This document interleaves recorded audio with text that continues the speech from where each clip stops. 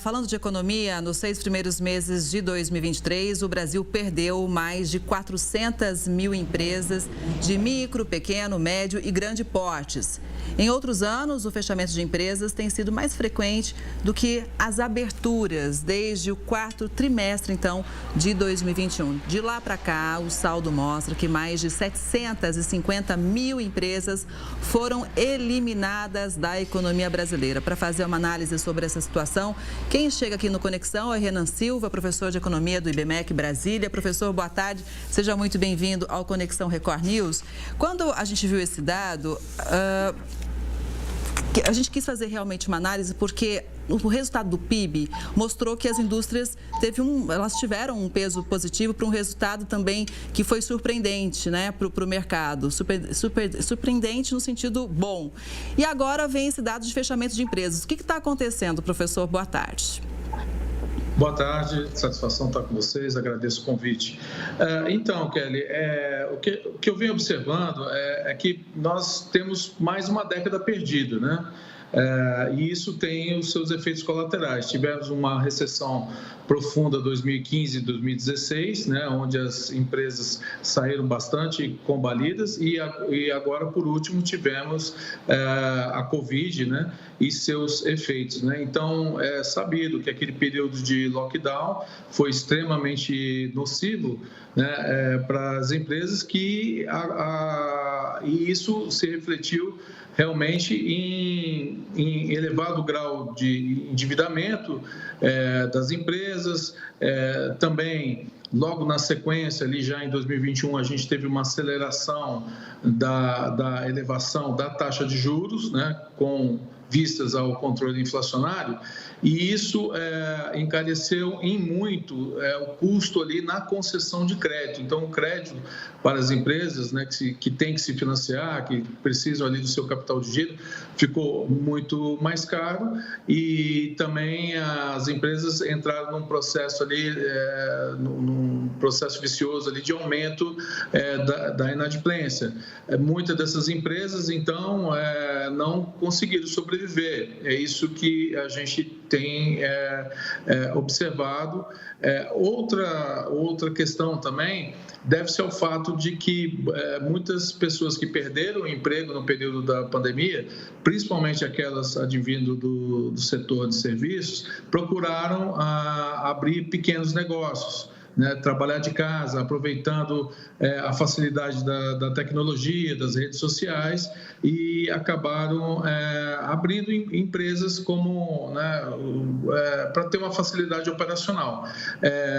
Na medida que esses negócios também não tinham consistência, era só um meio de sobrevivência, então agora a gente tem o reverso. Muitas pessoas voltando, né, a buscar empregos no próprio setor de serviços, como a gente pode observar, e um fechamento de empresas maciço ali, dado que havia também um crescimento ali marginal, né, referente também a esse segmento de pequenas empresas, MEIs, né, empresas individuais, também que foram criadas ali por esse evento de necessidade ali após o Covid.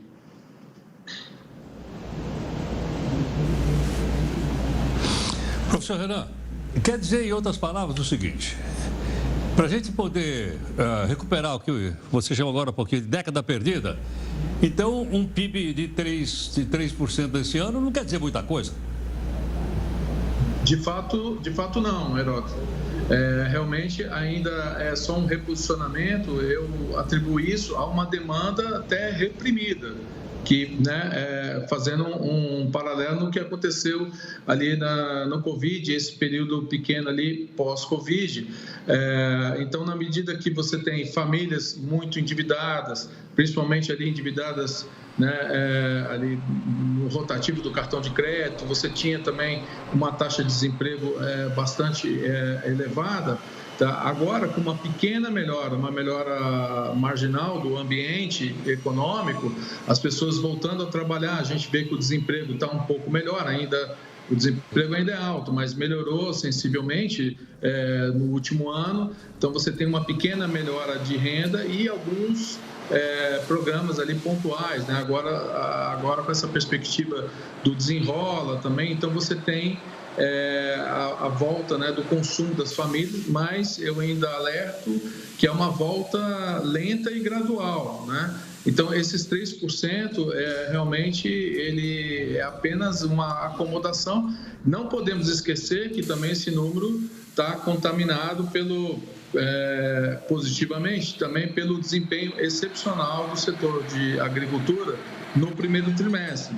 Então a gente pode chegar ali também um ajustamento, mas a projeção de fato fica em torno de 3% ao ano, até um pouco mais, 3,2% de crescimento do PIB, mas ainda é um crescimento muito pequeno comparado a todos esses anos, né, de desalento. Sim, professor, o senhor citou na questão do emprego, né? Porque para ter consumo as pessoas precisam ter renda.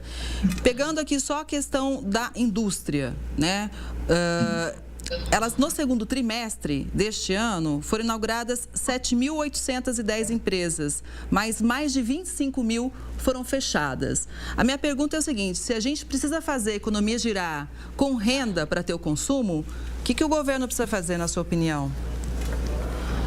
Olha, esse é um problema estrutural, né, histórico, né? O governo, na verdade, eu vejo que ele precisa melhorar o ambiente de negócios.